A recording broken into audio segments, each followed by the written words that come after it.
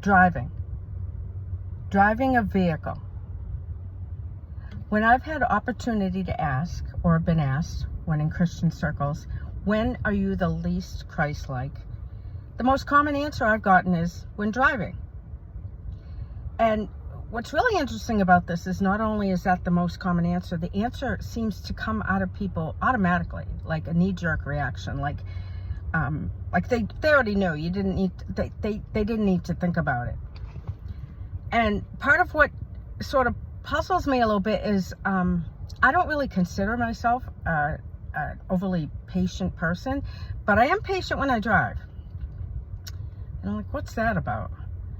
And then for some of the people that have said that they are not patient when they drive, I know that for a fact. I've been in cars with them, and some of them I know well enough to know that it seems like in other areas of life they are kind of more patient. So I'm always a kind of a student of psychology by heart, so I'm just thinking about what all this means. And I think I've thought of one reason why I might be a patient driver, and that could probably help other people if they want to become more of a patient driver. So I thought I'd do a little series on stress management when driving. I don't know, how to be more Christ-like when driving. Driving under the influence of the Holy Spirit. I don't know. I can't decide what to call it. I'll decide that before I post this. But obviously, most of us drive a lot. It's important. It can be dangerous. We don't think about that all the time. And we're always striving to be more Christ-like. And some of the stress management techniques that I help people with can help. So I want to start today with the reason why I think one of the reasons I tend to be a patient driver. And I think it's because, partly because anyhow, of the concept of acceptance. And that might sound basic and silly, but let me explain a little bit.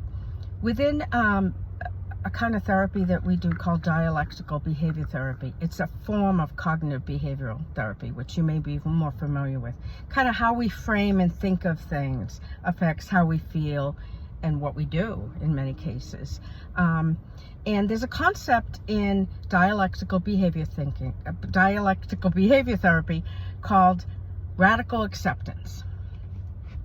Radical acceptance is this idea of accepting the unacceptable, and not because it's okay, but because you have to. You have no choice. You can't change things. So someone with an abuse background or a trauma background, maybe like a rape or sexual abuse or something like that, part of them growing and healing and moving forward is accepting that it happened. I know that sounds like it would be automatic, but it isn't. It isn't. It's a complicated emotional process where people resist that in a variety of ways and prolong healing. And some of that is, in order to heal, you need to face things.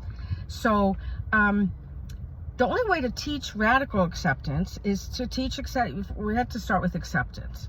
So acceptance is, radical is the things that are unacceptable. Acceptance is just life, okay? So the example I like to use is the weather. It's a perfect example because no one can impact the weather.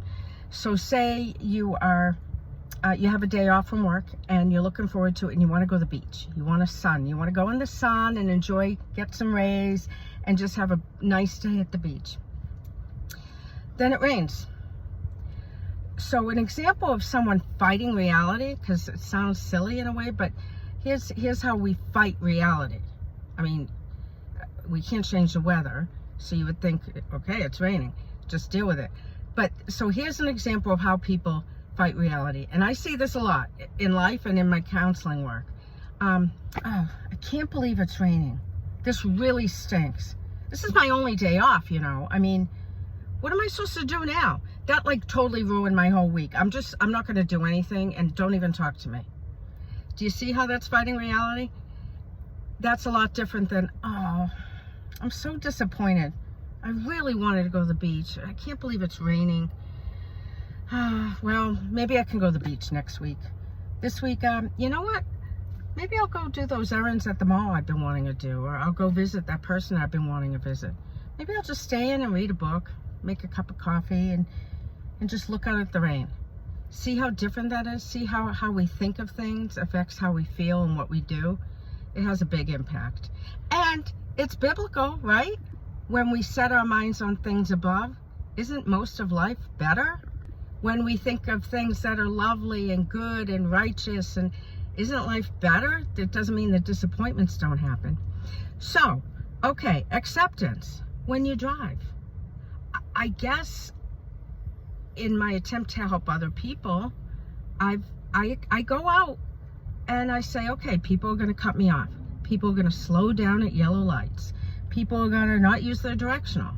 People are going to go straight through a right turn only, or vice versa, or go through a red light in the opposite way. These things are going to happen. I need to be ready for that. And who knows why they're happening? Maybe that person is entitled and thinks they're the only one on the road that matters, or maybe they're just having a really bad day. But I don't need my day to be ruined or be negatively impacted by the things I know are going to happen on the road anyhow. So I experienced this really helping someone once. I had a client a while back. He was probably in his mid to late 20s. Came to me for depression, primarily. Really felt stuck, wasn't working, and wanted to address that. Didn't really realize at first when he started coming to see me that what he really needed to address was his pretty traumatic childhood. He real quick, he was neglected. I think neglect is the right word for him. Dad left, mom was preoccupied. He ended up fending for himself at a very young age as far as getting ready for school, making sure he had food. It's a really sad story, and he kind of didn't want to always go there. But I knew that radical acceptance would be necessary at some point with him to look at that stuff, and that it was in some way, shape, or form affecting his inability to work and his depression. So I had an opportunity to have him practice acceptance, kind of out of necessity and kind of because the timing just worked. He would show up for sessions at the clinic, all riled up, ticked off, aggravated, annoyed, really ticked. And I would be like, what's going on? And it would be the drive there. He didn't even have that long of a drive. He had probably about a 10-minute drive, mostly side roads, a couple towns over.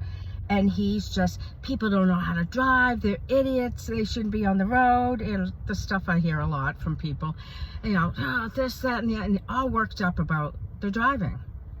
And I'm thinking he's all worked up about that, but if I talk about his childhood, he's like, oh, it's no big deal, it's fine, my dad wasn't there, he couldn't hurt me if he wasn't there, and mom was, well, whatever. So, and that happens a lot, of course, for obvious reasons. So I asked him, I said, I want you to try something. And at first he didn't want to.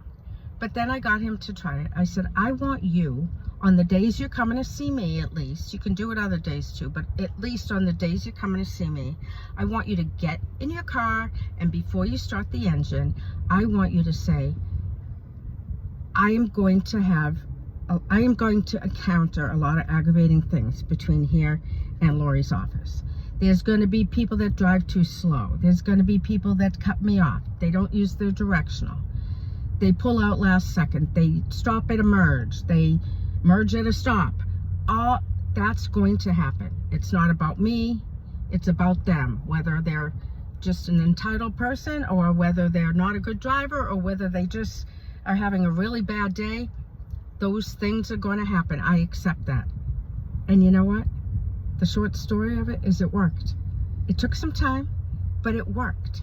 He actually started feeling more relaxed and less tense when he was driving, before our sessions and any other time. So, he left therapy probably before we got far enough into his childhood stuff. But really, that's progress, and that's the kind of progress that kind of needs to happen to get to that heavier stuff. But that's not what this video is about. As a therapist, I end up going off on tangents and getting fired up about therapy more than just mental health. But, so this is my thoughts for you. If you feel like you're an impatient driver and maybe you don't feel right about it, you feel like you're really not Christ-like the way you'd like to be, I'm going to give you some tips. And the first one is acceptance. get behind the wheel of your car and tell yourself, maybe put a little sticky note in the front, on your wheel, on your steering wheel, and review it and think about it, and say a prayer, maybe pick a scripture that kind of resonates, and go into your driving knowing that, accepting that all those things that have always happened are going to happen, and that it's not about you, it's about just the road, the people on the road. Give that a try. I'm curious to see if you find that helpful. I do think that is one of the reasons why I am not a tense, aggravated driver. I also say, we don't know what battles people are fighting. Maybe that person that cut me off right now is just got really bad news or something, and they're doing the best they can. So let me stay on my toes. I don't want to get in an accident, right? So give that a try, and then I'm going to do some other videos like this. I haven't decided what I'm going to call it, but I'll decide. You'll know before the me that you're seeing right now knows. So anyhow, if this is the kind of content that you're interested in, you find it helpful, like and subscribe. I would love to hear your thoughts. I would love to hear if you tried this, or if you have other things that you do that you think help you when you're driving to exhibit more of a Christ-likeness. Okay, see you next time.